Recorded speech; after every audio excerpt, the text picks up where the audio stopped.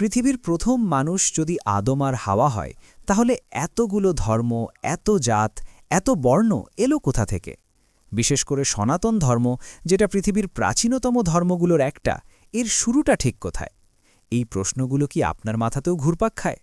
চলুন আজ এই হাজার হাজার বছরের পুরনো রহস্যের গভীরে ডুব দেওয়া যাক। আজকের গল্পটা শুরু হচ্ছে আজ থেকে বহু হাজার বছর আগে, যখন সভ্যতা সবেমাত্র তার ডানা মেলতে শুরু করেছে। তখন না ছিল কোনো ধর্মগ্রন্থ, না ছিল কোনো মন্দির, ছিল শুধু প্রকৃতি আর মানুষ। মানুষ দেখত সূর্য উঠছে, চারদিক আলোয় ভরে যাচ্ছে, আবার সন্ধ্যায় সেই সূর্য ডুবে যাচ্ছে, নেমে আসছে অন্ধকার। তারা দেখত চাঁদের ১৬ কলা, নদীর বয়ে চলা, ঋতুর পরিবর্তন। এই বিশাল রহস্যময় প্রকৃতির কাছে মানুষ ছিল খুবই ক্ষুদ্র, খুবই অসহায়। এই অসহায়ত্ব থেকেই জন্ম নিল ভয় আর শ্রদ্ধা। মানুষ ভাবতে শুরু করল, নিশ্চয়ই কোনো এক অদৃশ্য শক্তি এই সব কিছু নিয়ন্ত্রণ করছে। এই যে প্রতিদিন সকালে সূর্য উঠছে, এটা তো এমনি এমনি হচ্ছে না। এই যে বৃষ্টি হচ্ছে, ফসল ফলছে, এর পেছনেও নিশ্চয়ই কারো হাত আছে। এই অদৃশ্য শক্তিকে তারা ধন্যবাদ জানাতে চাইত, আবার তার রোষানল থেকে বাঁচতেও চাইত। এখান থেকেই শুরু হলো উপাসনার ধারণা। কেউ হয়তো সূর্যকে দেবতা মেনে তার পূজা শুরু করল, কেউ বায়ুকে, কেউ জলকে। প্রকৃতির বিভিন্ন শক্তিকে তারা বিভিন্ন দেবতার রূপ দিল।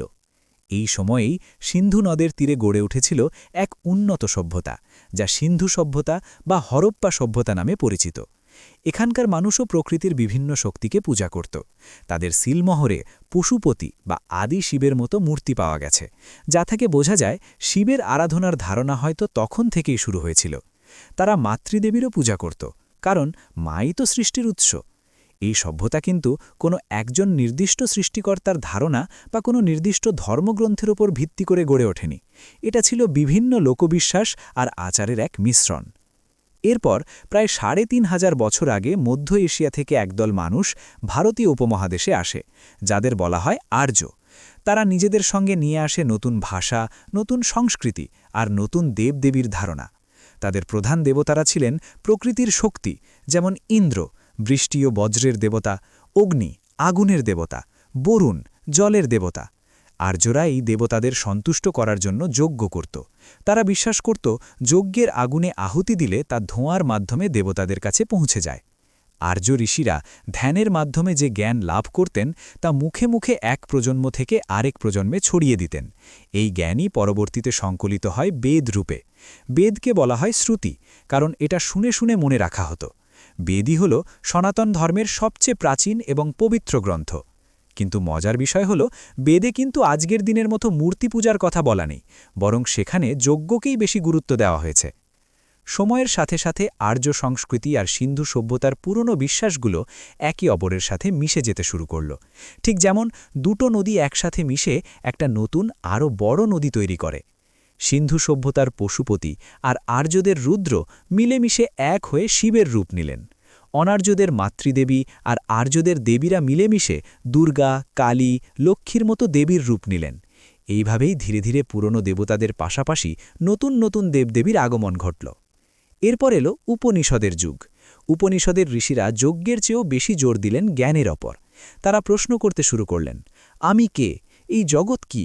জীবনের উদ্দেশ্য কি? ঈশ্বর কোথায় থাকেন? এই প্রশ্নগুলোর উত্তর খুঁজতে গিয়েই জন্ম নিল ব্রহ্মের ধারণা। ব্রহ্ম হলেন সেই চূড়ান্ত সত্য, সেই পরম শক্তি, যা এই সমগ্র বিশ্বকে সৃষ্টি করেছে এবং ধারণ করে আছে। উপনিষদ বলল, ঈশ্বর শুধু মন্দিরে বা আকাশে থাকেন না, তিনি প্রতিটি জীবের মধ্যেই আত্মারূপে বিরাজ করেন। এই ধারণাটি ছিল এক যুগান্তকারী পরিবর্তন। তারপর লেখা হলো রামায়ণ আর মহাভারতের মতো মহাকাব্য। এই মহাকাব্যগুলো সাধারণ মানুষের কাছে ধর্মের জটিল তত্ত্বগুলোকে গল্পের আকারে পৌঁছে দিল। রামের মতো আদর্শ রাজা, সীতার মতো আদর্শ নারী, কৃষ্ণের মতো বন্ধু ও পথপ্রদর্শক, এই চরিত্রগুলো মানুষের মনে গেঁথে গেল। ভগবান যে শুধু দূরের কেউ নন, তিনি মানুষের রূপ ধরে পৃথিবীতে আসতে পারেন, এই অবতারবাদের ধারণা জনপ্রিয় হল। এরপর এলো পুরাণের যুগ।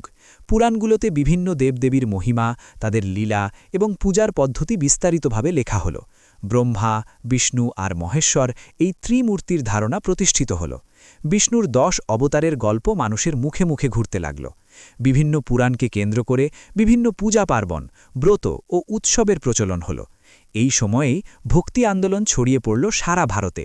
ভক্তিবাদী সাধকেরা বললেন, ঈশ্বরের কাছে পৌঁছানোর জন্য জটিল যজ্ঞ বা কঠিন জ্ঞানের দরকার নেই, শুধু নিষ্পাপ ভক্তি আর ভালোবাসা দিয়েই তাকে পাওয়া যায়। তাহলে দেখুন, হিন্দু বা সনাতন ধর্ম কিন্তু কোনো একজন ব্যক্তি বা কোনো একটা নির্দিষ্ট দিনে তৈরি হয়নি। এটা হাজার হাজার বছর ধরে অসংখ্য মানুষের বিশ্বাস, জ্ঞান, সংস্কৃতি আর দর্শনের মিশ্রণে তিলে তিলে গড়ে ওঠা এক বিশাল বটগাছের মতো। এর শেকড় ছড়িয়ে আছে সিন্ধু সভ্যতার গভীরে, আর্যদের যজ্ঞে, উপনিষদের জ্ঞানে, মহাকাব্যের গল্পে আর পুরাণের ভক্তিতে। এই ধর্মের সবচেয়ে সুন্দর দিক হল এর গ্রহণ করার ক্ষমতা। এটি সময়ের সাথে সাথে নিজেকে বদলেছে, নতুন চিন্তাকে আপন করে নিয়েছে। এজন্যই এখানে এত বৈচিত্র্য। কেউ নিরাকার ব্রহ্মের উপাসনা করে, কেউ সাকার দেবতার মূর্তি পূজা করে, কেউ জ্ঞানমার্গের পথিক, কেউ ভক্তিমার্গের, কেউ শৈব, কেউ বৈষ্ণব, কেউ শাক্ত, কিন্তু সবারই মূল লক্ষ্য এক, সেই পরম সত্যকে খোঁজা। তাহলে আদম আর হাওয়ার গল্পটা কি? সেটা একটা বিশেষ ধর্মবিশ্বাসের সৃষ্টিতত্ত্ব। পৃথিবীর প্রত্যেকটা কালচারেরই নিজস্ব সৃষ্টিতত্ত্বের গল্প আছে। সনাতন ধর্মেও মনু আর শতরূপার গল্প আছে, ব্রহ্মার সৃষ্টির গল্প আছে। কোনো একটা গল্পকে একমাত্র সত্য বলে ধরে নিলে বাকিগুলোর প্রতি অবিচার হয়। আসল সত্যিটা হলো, মানব সভ্যতা একটা বিশাল নদীর মতো, যার অনেকগুলো শাখা প্রশাখা আছে। প্রত্যেকটা ধর্ম আর সংস্কৃতি হলো সেই নদীর এক একটা স্রোত, যা নিজের মতো করে বয়ে চলেছে। হিন্দু ধর্মের এই বিবর্তন কিন্তু আজও থেমে নেই। আজও নতুন নতুন গুরু আসছেন, নতুন নতুন ব্যাখ্যা তৈরি হচ্ছে। কারণ এই ধর্ম কোনো বদ্ধ জলাশয় নয়, এটি একটি জীবন্ত, বহমান নদী।